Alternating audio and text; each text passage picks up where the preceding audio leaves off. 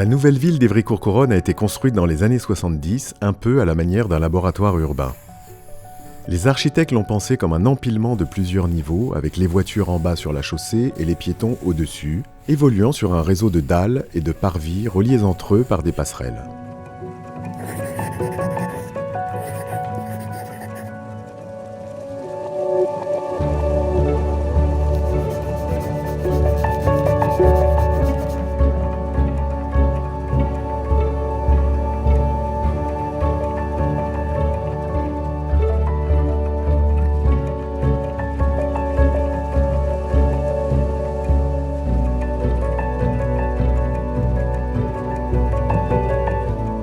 Bonjour, je suis Jean-Louis et cela fait 50 ans que j'habite dans cette ville. Je me souviens des premières pierres posées sur cette place et l'enthousiasme qu'il pouvait y avoir lors de son inauguration.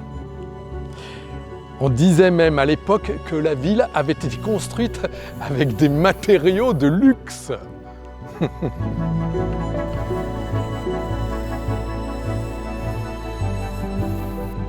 Depuis, avec le temps, les avis sont plus mitigés. Et c'est vrai que le centre-ville n'est pas très accessible pour le visiteur qui s'y aventure pour la première fois.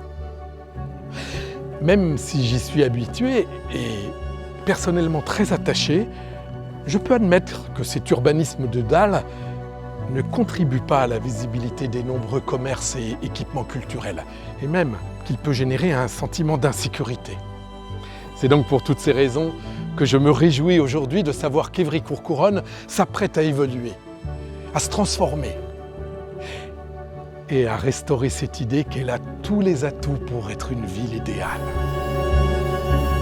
En plus des administrations et services d'une ville capitale, parmi lesquels la préfecture de l'Essonne, le tribunal, le conseil départemental, le centre-ville regroupe plusieurs lieux culturels et centres d'intérêt. La scène nationale de l'Essonne, les arènes, le cinéma, la médiathèque, la microfolie, le spot, la piscine, la patinoire, une aire d'art du déplacement, la rue commerçante. Grâce aux futures transformations, et notamment à la création d'une place de cœur de ville au niveau de la rue, tous ces lieux de vie seront plus accessibles et interconnectés.